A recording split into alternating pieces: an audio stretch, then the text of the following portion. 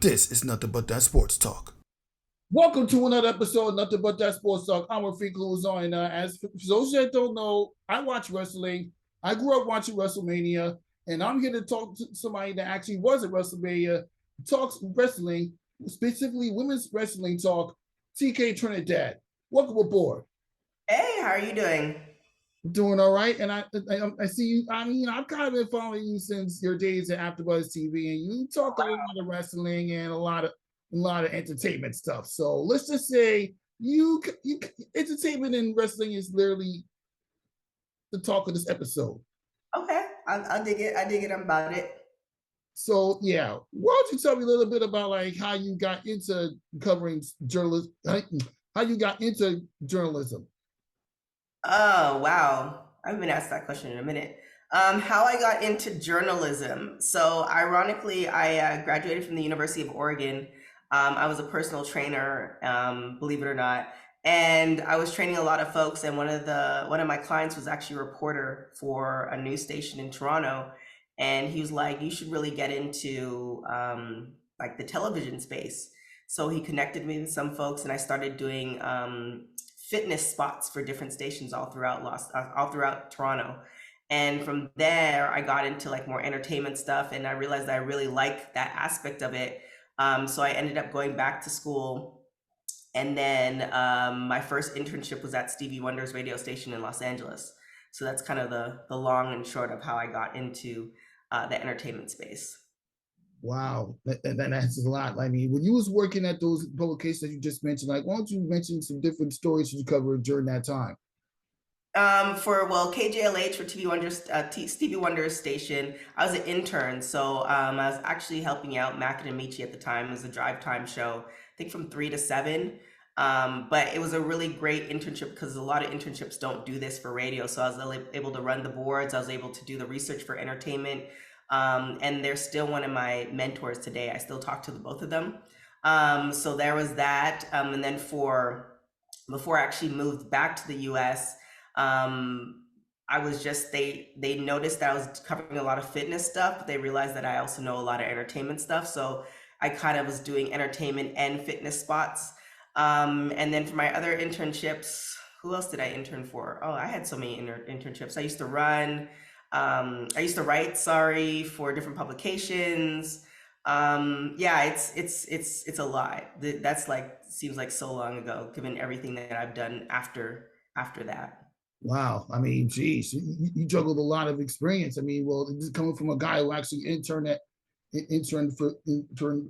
for like a website that covers a music festival called Day Summer. That's where I met Patricia's sister Letty, by the way, and Okay. and I also, well, I actually took entertainment journalism course, and I visited, and during that time I visited a lot of other entertainment journalism focused companies in New York City. So the fact that you're doing this, that's amazing. Yeah. So just talk a little bit about your journalism journey, because from that point on, you were at AfterBuzz, you were at Make Spring Hills, you cover red carpet events, and now Yeah. you're working for a women's wrestling talk. So why don't you I don't describe work the whole for experience of working Women's for Wrestling a Talk. publication? I don't work for women's. I own Women's Wrestling Talk. Women's Wrestling Talk is my business. Oh, that's your own business. Okay. I started that. So for my internships, I've worked for iHeartRadio. I've worked for gosh, iHeart, TMZ, VH1, um, CBS, NBC, and now Spring Hill, and AfterBuzz. Women's Wrestling Talk was born out of AfterBuzz TV. I started doing a show with X Pac, 12360. I was his co-host, and Women's Wrestling Talk was born out of that show. Just kind of noticed that he wasn't really interviewing a lot of female wrestlers, even though there's a lot of female wrestlers. It's not one of those things where like he had to. It's just I saw a market. And shout out to Kevin Arnagaro from AfterBuzz. So he really was the catalyst and really influenced me to start that. So Women's Wrestling Weekly started at AfterBuzz TV in 2017, and we did weekly interviews with female wrestlers pretty much every week, and it was an amazing experience. Then the pandemic happened, AfterBuzz closed down. I decided that I put too much work into the brand. So we created Women's Wrestling Talk, and Women's Wrestling Talk was just an extension of Women's Wrestling Weekly, and still continue with the interviews once a week. But I really want to expand it beyond that and give women opportunities who also love wrestling. So it expanded from an interview show to now we have, I think, 10 or 11 shows. Um, and yeah, that's my baby. But while I'm, nursing that, making that grow, I'm also working with Spring Hill. I'm an associate producer for them as well. And then I do, um, and I do red carpets for Jasmine brand. So I'm constantly working. So it's just a lot of different aspects. Yeah. Why don't you talk about the struggles of actually preparing yourself for each and every job that you've had? Preparation as far as getting the job, or preparation as far as wanting the job, or making sure I'm there? A little combination of both. All three that you just mentioned. Well, in this aspect that I'm in my career, I honestly think networking is is huge. The education part is obviously great, but the way society is set up and the way, we have our phones and our computers, we can teach ourselves a lot of different things, but networking is really a key to get into the door. And another form of networking, if you can't get in front of those people physically, is LinkedIn. So for me, LinkedIn Premium was just a key resource for me. I think it's like $39.99 a month. It gives you access to people that they're directly to email them, to see what jobs are doing what jobs are looking for who's working at those jobs. You can access the people and ask them certain questions. So I was able to do all of that in researching and really trying to grow my producing lane. And with that, it also kind of allows you access to certain, applying for jobs and stuff like that. So there's that aspect, but also LinkedIn has another component where I took a resume writing course through LinkedIn, and for people, once you get your resume done like once, you tend to use the same resume, and you don't even realize that you're using the same one. So through this course, I was actually really able to update my resume. Resume looks legit, look clean, and I got so many more job offers through that. So there was that aspect. And then what I've known is all the new jobs that I had started, there's at least one person I knew from another job that I had in the past. So, especially, I can't speak to any other industry, but in the entertainment industry, it's really quite small. So, not pissing off people is always key. Making as much friends as possible. Even if you are an introvert like me, it's possible. And just being true to who you are and keeping to your word. So those are kind of the main things as far as doing what you love, and sticking to whatever your plan is and being consistent with that. Yeah, it's funny. AfterBuzz is the reason why I kind of known about you. To like AfterBuzz is, from what I gathered, it's like the ESPN of reality TV talk. Right. You're not just talking wrestling. You're doing post shows for every single reality show that comes on television right in front of your TV screen. You jump on the air. You get to break down your thoughts on everything that's happening. Like, Right. why don't you talk about the whole experience of being able to narrate every single reality TV show that you watch on television? Yeah, AfterBuzz was an amazing experience. At the time I started AfterBuzz, I was also working with TMZ.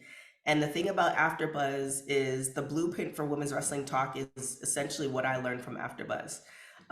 When I first got to AfterBuzz, it was a different aspects, because with TMZ, we're just doing the live show, and I was also doing the tours at the time. And with AfterBuzz, you got to really hone your skills as far as being either a co-host, a lead host. With X-Pac, I got to really learn my producing skills. And there's so many aspects that I learned from AfterBuzz that I've taken through for all my jobs since then. So when I first started AfterBuzz, I was doing, I was there at least 4 days a week, doing 3 or 4 shows a night, maybe, give or take. But I was doing a lot of shows in the very beginning, just to just dive 2 feet in, or dive 2 hands in, whatever. So it was a really great experience. And I can't, I learned so much, that I've learned so many things from that you wouldn't learn from college, because in order to get better, you need repetition. And AfterBuzz afforded me the repetition to be a lead host. AfterBuzz afforded me the repetition to be a co-host. AfterBuzz afforded me the repetition of booking guests and all the things. So, and then also really formulating your opinion and deciding who you want to be, who you want to present to the world. Some people present themselves and like 10 times up than whatever their personality is. Some people are very afraid of, not necessarily giving their opinion. Some people do a little bit of both. You kind of really develop what your character is as far as wrestling terms through that AfterBuzz experience. So I would, always be grateful for AfterBuzz, and Women's Wrestling Talk wouldn't be around if it wasn't for AfterBuzz. So definitely shout out to them. And also, you forgot to shout out to Marina Maruno. She started AfterBuzz. Marina Menounos and her husband Kevin, they started AfterBuzz. They're doing amazing things, and yeah, they're both.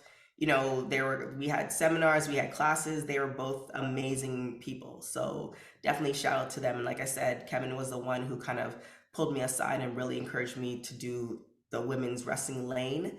And we've gotten so many opportunities because of that. Yeah, people. Yeah, that's crazy. And let's not forget, nothing but the sports talk. I know we talk sports, but the whole purpose of playing sports is to actually entertain people like you. The whole purpose of wrestlers taking part in wrestling matches to entertain people like you, so you can talk about it. Like, seriously. Yeah. So yeah, entertain. I mean, that's we're in the middle of doing a project. I can't really talk about it too much, but how aspects of wrestling has seeped into everyday society, and the entertainment effect and the way wrestlers cut their promos. It's no different in how we apply this through entertaining and hosting, or how unfortunately or fortunately politicians use this aspect. So wrestling is a huge part in today's society, whether you're a super wrestling fan or not. Exactly. Why don't you talk a little bit about how you got into wrestling? So with how I got into wrestling, I used to actually watch it. My brother, myself, and my dad used to watch it every Sundays back in Toronto. So I grew up watching wrestling, but for me, it was more of family time. Like, I appreciated it, but I wasn't like it wasn't. I'm a sports girl. So from the time I could run, I was always doing sports. So I was definitely more an outdoor person. I always had schedules and doing all the things. So Sunday was kind of that family time. So I grew up watching wrestling. And then, I started getting to other things at school. Then I watched it a little bit in college. That was like our house. We had a college kind of home, and we used to watch it. We used to watch SmackDown. And then how I really got back into it as far as the professional setting, I was working at a TV station in Toronto, and Xavier Woods was with TNA at the time. And I had no idea who he was. I hadn't watched wrestling in a long time up to that point. And he came in the station, and, to be blunt, we were the only two Black people there. So, just how Black people do, like, yo, what's up? And we became friends. We hit it off. And we stayed in contact, but we never stayed in contact as far as our careers. We just stayed in contact, like, hey, you're good, like, what's up? How's everything going? But we never really kind of talked about our career life. It's just more like how you are, like, mentally and all the stuff. And so by the time I had done moved to Los Angeles, and he had hit me up, and he's like, oh, are you still in LA? I was like, yeah. He's like, I'm with WWE now, come and see the show. I went and saw the show, and I was like, oh my gosh, this is my first live event for WWE ever. And I was like, this is amazing. So then I started watching WWE because of Xavier, just to give him support, like he really needed it. New Day was huge at that time, or it still is. And I really got into wrestling there. And then fast forward, probably maybe about 6 months later, when I started with AfterBuzz, they had asked me, what type of shows I was watching. At the time, I was watching SmackDown, I was watching Raw, I was watching all the things. And that's the timing of everything. Christy St. Cloud had moved over to WWE. Sean Waltman, X-Pac, needed a host. And I think I was the only female who said they watch wrestling, and they slid me in that spot. So, in addition to thanking AfterBuzz for Women's Wrestling Talk, none of that would have happened if Xavier and I didn't stay in contact, and he didn't invite me to a show. So yeah. Yeah, well, my kind of way of getting into wrestling is kind of different. Well, I always watch it with my cousins. Like, when I remember watching wrestling with my cousin when I was younger, and then I've always watched SmackDown. Well, Raw, I didn't really get into Raw like that up until like the mid 2000s. But, Mhm. like watching Monday Night Raw, because like during like the ruthless aggression era, those were some of the best matches. I mean, well, of course the Attitude was nice too. We love the Attitude era. We love The Rock. We love Stone Cold. But the ruthless aggression era, went back when John Cena was ascending into being the face, and Triple H was like ascending out. And, Mhm. and Batista was a world champion. Oh yeah, let's not forget the storyline with Eddie Guerrero and Rey Mysterio. Those were good storylines back then. Yeah, storylines is everything. I mean, I think they fell out of it a little bit, but now I feel like they're, I mean, with the advent of Triple H taking over, the storylines are definitely getting a lot better. As far as storylines for women's wrestling, Impact has always had great women's storylines. So it really just depends on what promotion you watch. But for me, some people don't care about storylines. Some people are just more about the wrestling and the technique. For me, it's always about, a really great storyline. So for one, it's helpful because I'll remember those storylines and it helps like pinpoint certain things, like for me to tell the story within my head. But yeah, I love a great storyline. Yeah, you know what's funny? I didn't really knew wrestling was scripted up until like the early 2010s, when like literally when John Cena was like the face of the PG era. Hmm. And well, a lot of older wrestling fans did not like the PG era. Or at the very least, they think it's boring.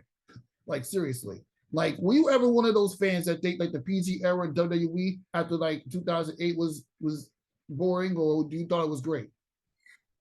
So I come from two perspectives. So I mean, I own a couple of businesses, and from the business perspective, the PG era made sense because it's, where you have wrestling, the entity that comes on shows, but then you have the merch, and then you have, all the other side deals that we might not be privy to. That's also bringing in capital. So the PG era made more sense because most likely. I don't want to quote WWE because I don't work for WWE, but I'm willing to bank that they made more money during that era versus the Attitude Era, because the Attitude Era limits the amount of deals and all the things. So yeah, and then for me, the Attitude Era was great in some aspects, but as far as, female empowerment and, just seeing, where we are as far as seeing women wrestlers and, seeing main events and, just seeing they're no longer, oh, it's time for me to go grab some popcorn. I'm more of a fan of the era we are in right now. I mean, the PG era was great, the Attitude era was great, but, given the fact that, I'm all about women's wrestling, where we are right now is far more amazing than back then. Yeah, exactly. And ever since Stephanie McMahon brought in like the women's revolution era, like in the mid to late 2000s, you see a lot of great moments that happened in WWE. You see Bayley win the NXT championship against Sasha Banks before, like years like back when Bayley had that ain't no stopping us now gimmick, before Mhm. she got rid of it, turned heel. Now she's with Damage Control. Well, her Sasha Banks, they were the best of friends, but best of enemies in the same time. Regardless of who's the face or who the heel, Right. they take down that rivalry. And then you also see Charlotte Flair pick up the legacy from where Ric Flair left off. Yeah. No, Charlotte is absolutely amazing. I got to see most of her bio that was on AEW, and even just how her story is, how she got into wrestling is I mean, it it wasn't necessarily unconventional because of who her father is, but it's so crazy now that you have, Charlotte Flair and how she started, and for instance a Roxanne Perez, where now there's wrestling schools all over the place, and now it's, not necessarily commonplace, but you're hearing a lot more stories of people saying, I'm not going to do this college thing. I'm going to, really invest my time into this wrestling thing and see where it gets me. And, just having those opportunities and people actually making livings, like a living off of wrestling, which was, unheard of maybe even 10 years ago. So yeah, it's just, WWE is really doing some great things with their wrestlers, but across all promotions like WoW and Women's Wrestling Army, Shine and Shimmer, who've been around for a long time as well. There's a lot of great things that are happening. I mean, I probably, if it's a drinking game, women's wrestling is probably the word, but there's just a lot of great things that are happening for women's wrestling across the board beyond WWE. Exactly. And you know what? Since we talk about WWE from a business standpoint, just earlier this week it was announced that WWE and UFC have performed a merger. You want to give your thoughts on that? Ooh, the word's not the merger. So if you watch WWT Live, we talked about it on Monday. So it's not a merger. So UFC and WWE are not merging. It's kind of Endeavor is the parent company. UFC and WWE still going to be their own type of entities underneath But they Endeavor. for a partnership. Yes, so it's a little bit different. When you do a merger, that means it's like one president, one CEO, one everything. That's not what's happening. So the terminology definitely makes a difference as far as when you talk about that.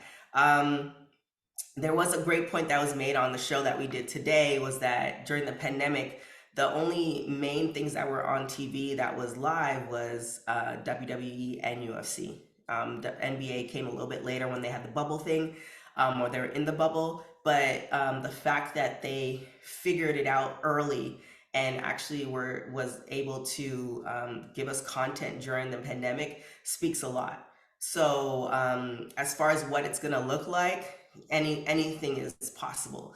Um, just judging by how WrestleMania was and all the things and all the extra stuff and what the stage looked like.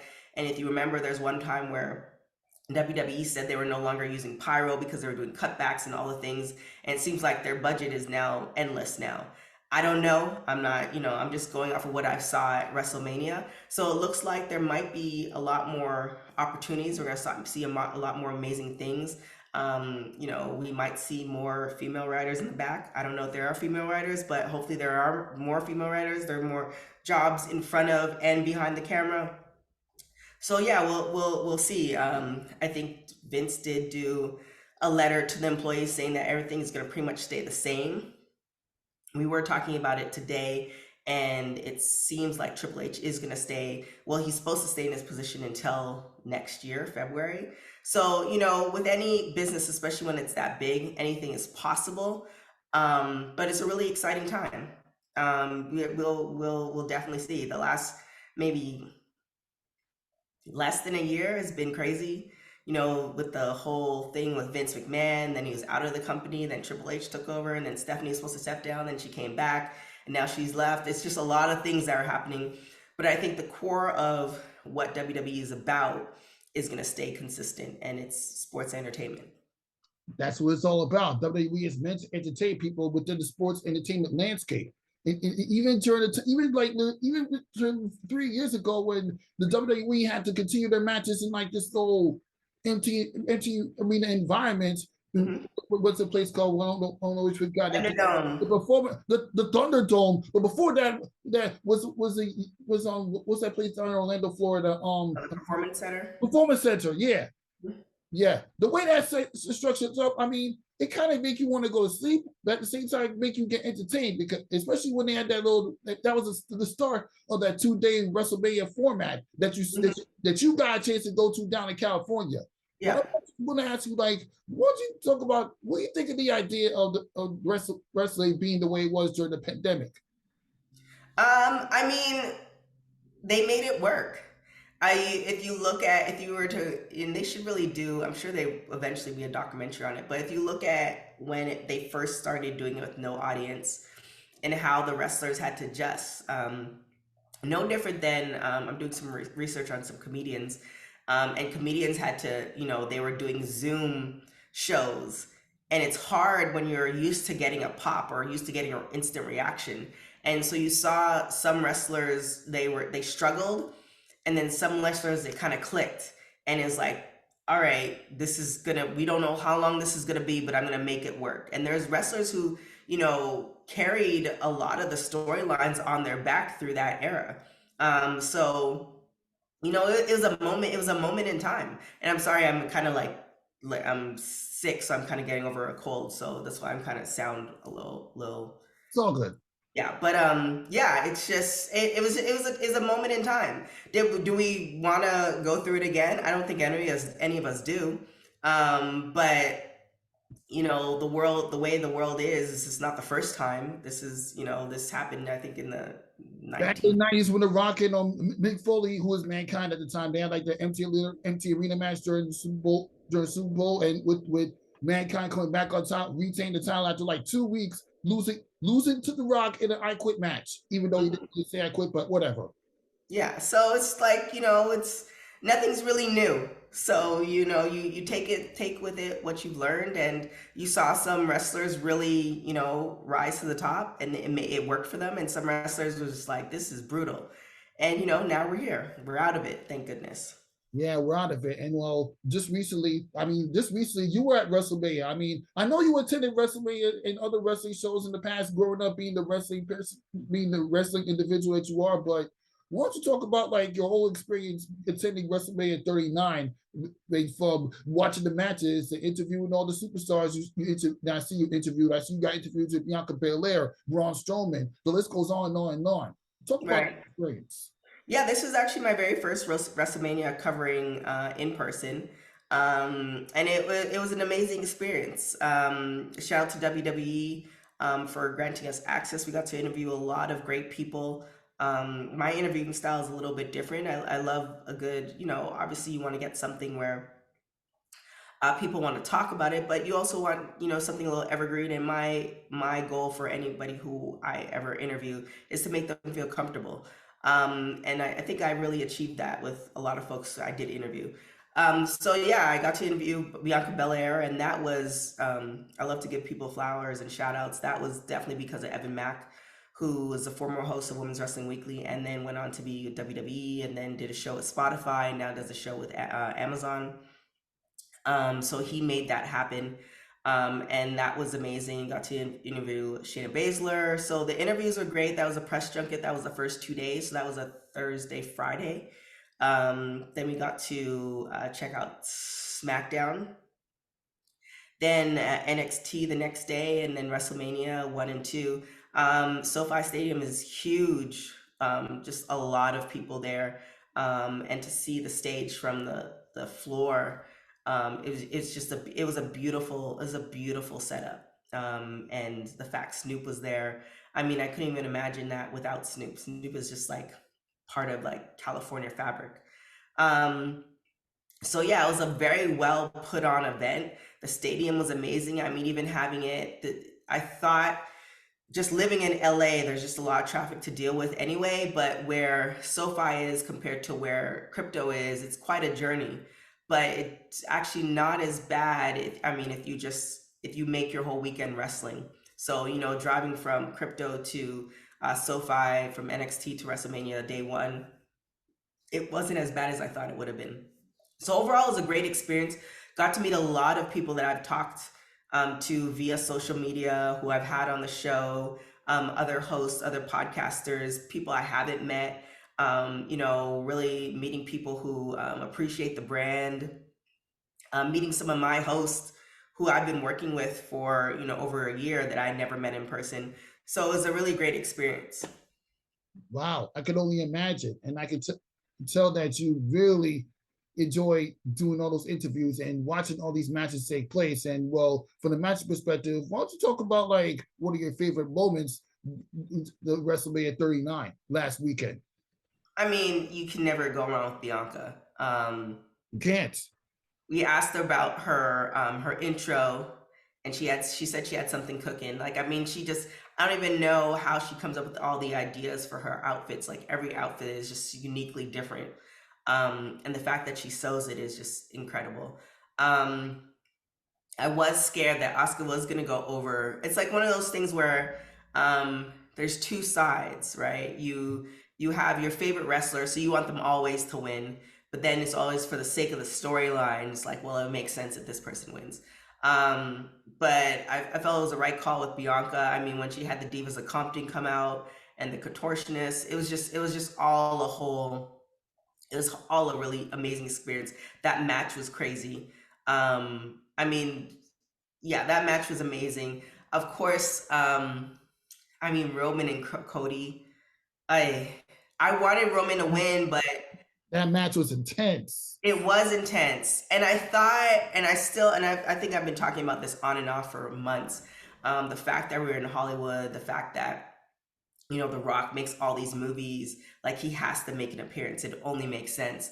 And so I had a host friend of mine who was down on the floor, and he's like, "Oh, they have velvet ropes out. So like that means somebody's coming out." So this is the middle of the match with Cody and Roman. So I'm like, okay, this is it for The Rock. He doesn't have to have a match.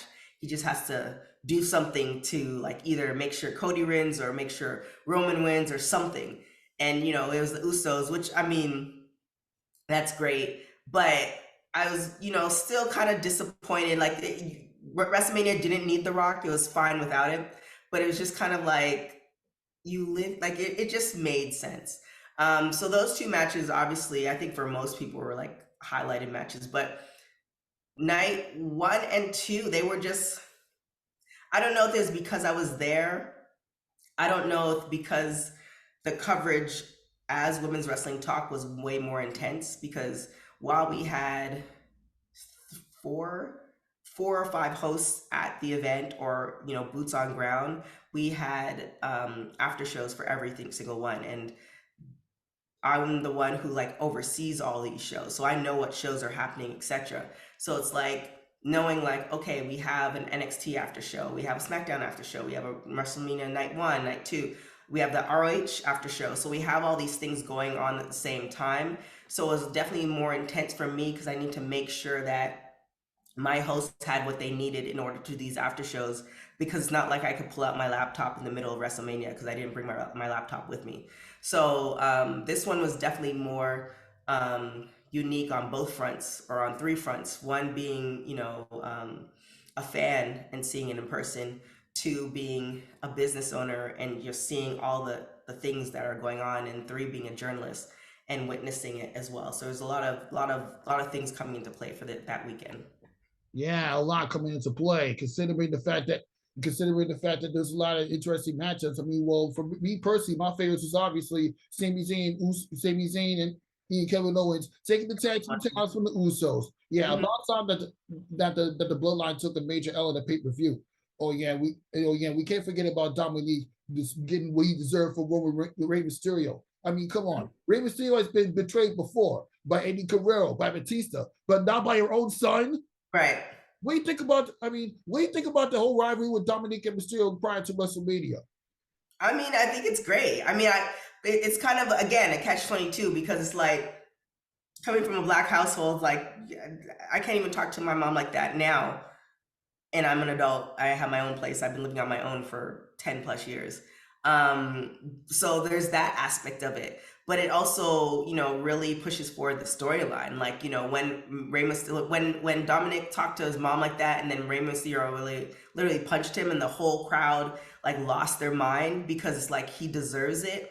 It's just it's a great storyline, and I think it needed to happen for us to really invest in Dominic, because before, when he came, you know, there's the nepotism there, right? It's like, okay, well, he's Rey Mysterio's, you know, son, so we're gonna have to like him, but you know, it's gonna take a long time for him to prove that he's better than Rey, right? Rey needs to be out of the picture, but this was the best way to really having him turn heel.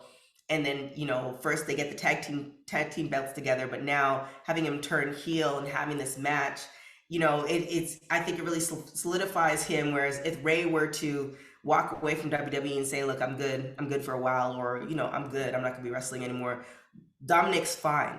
So I think it was a really, you know, whoever developed that storyline, it was brilliant. It was really a good play.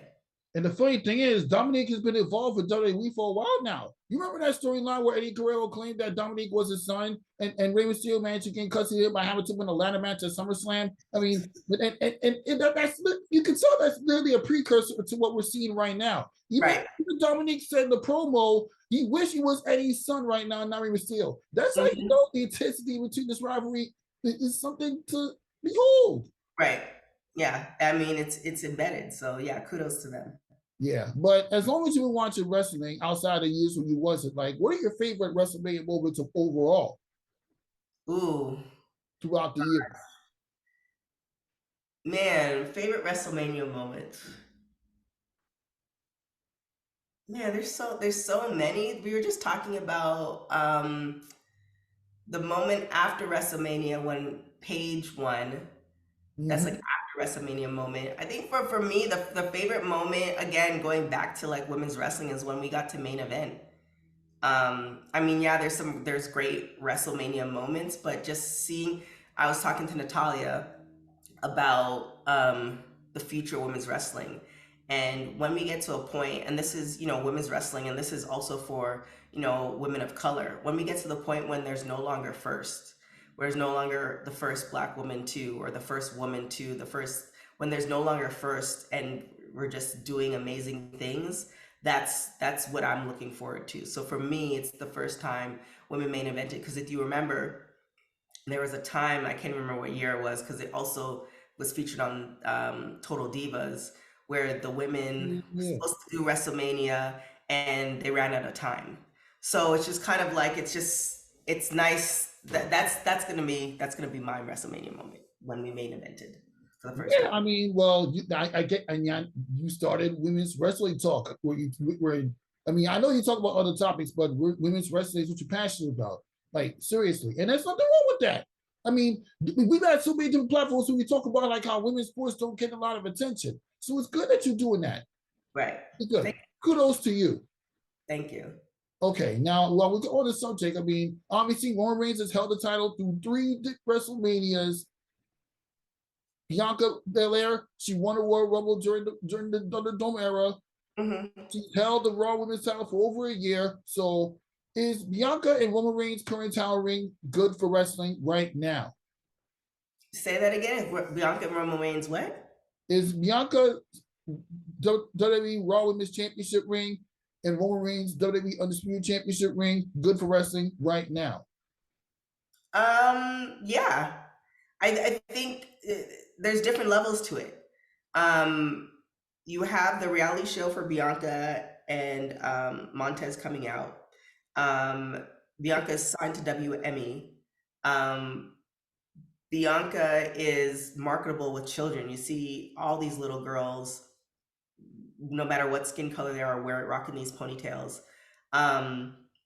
Overall, for wrestling as a business, Bianca's good for business. And then overall, as far as Roman Reigns, the amount of people that I've heard that, when he retained, they were so upset. They were all trying to get out of the stadium as fast as possible. And the fact that the merchandise for Cody, just blew out of the water after that. He's become a super villain. So it's good. I think they're both good for business. They're both good for business at this moment right now. Now, why not? And I was just watching a video of WrestleMania where he talked about why Roman Reigns retained the title. He said something about being good for business, and he said something about trying to make sure that Roman Reigns hold the title for that elusive 1,000 days. Minimum. He needs to hold it for like a couple more months in order to get to 1,000. So, yeah, that's an amazing title ring on his own. I mean, he may not keep it as long as Bruno Sammartino may, God rest his soul, but right now the title ring is nice. It feels like yesterday Roman Reigns was runner up in Royal Rumbles, and the one Royal Rumble you did win, you couldn't even get the title against Seth Rollins because you were victim of a Money in the Bank cash in against Brock Lesnar. Yeah, I'm lying. Roman Reigns and Brock Lesnar had a match, and then and Seth Rollins cashed in the Money in the Bank briefcase on them. Yeah, and the thing too with Roman is oh dang, I forgot what I was gonna say. But yeah, no, and the thing too with Roman is once he finally does drop, we're not gonna see him for a long time. So I think it's kind of behoove of WWE to just not necessarily get as much as possible, but for him to drop and then kind of do the chase, I don't think that's kind of in the cards right now. So I think there's a bigger game plan that they have for him, and especially with the bloodline now, the fact that the Usos dropped, there's a whole different elements to the story that have to play out. So if the Usos retained, it would have been a little bit different. But now that the Usos dropped, there's a whole nother level to the storyline that we have to take into account. And my hope, she's on my shirt, even though she hasn't said yay or nay if she's retired or not. But Trinity, I mean, there's that factor that we don't know if she's no longer with WWE. We don't know what's happening, but there's always, I call it the Samoan dynasty. I've been talking about it for years. There's always those possibilities. So there's so many different factors to that storyline that they can play. So we're gonna see what happens with that. Yeah, I can't wait to see how the future of wrestling goes. And you know what? You mentioned something about watching live sports. Like, why don't you name some other sports that you're into? Ooh, that I'm into, that I watch. Yeah. I don't really, so I don't, my days, like, I wish I had more time to watch football and basketball. But the way work is set up and the way like what I do, like so for instance, I've prepped for interviews, which I'm doing as far as producing, that takes a lot of listening to, like I just don't, my the way my days are set up, I really just don't have time to actually like watch sports. My thing that I really, take in is wrestling at the moment. And then, I dabble in, just to make sure to see, because my boss is LeBron, just to make sure to see, what's going with other things. I used to love watching UFC. I used to love watching basketball. I used to love watching football, but timing, I just don't. I don't have the time. I just don't have the time.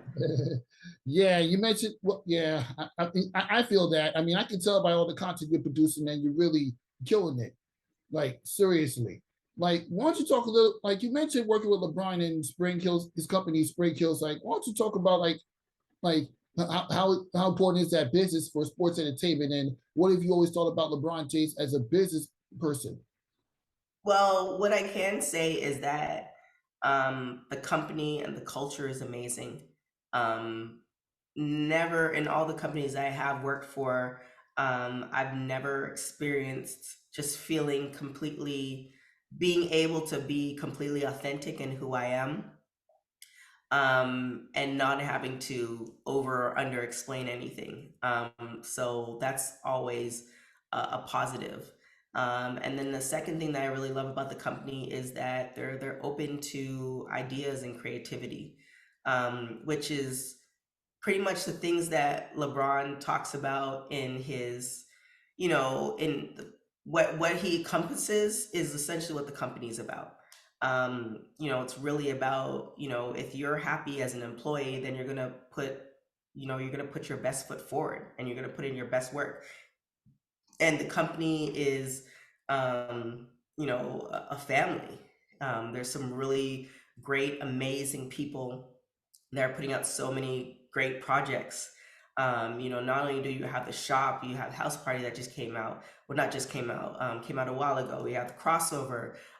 J.R. Smith just had a show that just debuted. We have so many things that are coming out, that are, being able to tell people's stories.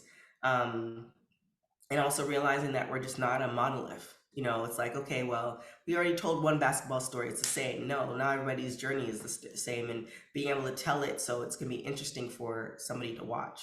So my experience with the company on a whole has been amazing, and I'm really looking forward to, a couple of, hopefully, knock on wood, some wrestling projects that, I'm pitching to them. So we'll see what happens.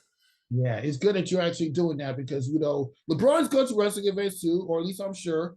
But yeah, it happens. And well, early in the conversation, you talk about connecting with so many different content creators like yours that you've done when you was at WrestleMania. Like, why don't you talk about like what content creators stood out to you, stories stood out to you when you met them? Oh wow.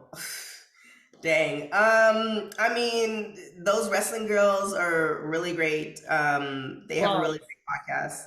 I got to meet most of them. I got to meet, not most of them. I got to meet both of them. I mean, Evan and his wife Heidi. I mean, that's family. That's not even. I mean, I got to re-meet them again in person because it's been a minute. Um, God, now you're putting me on the spot because I know faces. Now I have to name the podcast, and I'm totally terrible at that. Jobber Tears. Um, yeah, you put me on the spot. I could see faces. Seahawk is another person. There's so many people, and I already know that like they're gonna be looking at me sideways once they see this. But um, yeah, there's too many podcasts. I'm gonna have to like go in my Instagram and say I met all these people, but yeah, I can't. I'm gonna throw in the towel on that one. There's just too many Don't, people. don't, don't, don't, don't, What don't, I did meet was amazing. Yeah, don't worry about it. I'm sure you met a lot. I mean, you met Patricia and Krista B for those wrestling girls. I'm sure you obviously connected with Brian Waters from the wrestling realm. He's Yeah. so Ryan is awesome. I Why had him on didn't the show. go? I couldn't interview them together, but I've interviewed them separately. I mean, Krista B, we all know, you know her resume, and who else? I mean, who else I've interviewed? I interviewed some young girl named Jasmine last year, like a few years ago, talking about wrestling. I mean, obviously, well, you can look at the archives.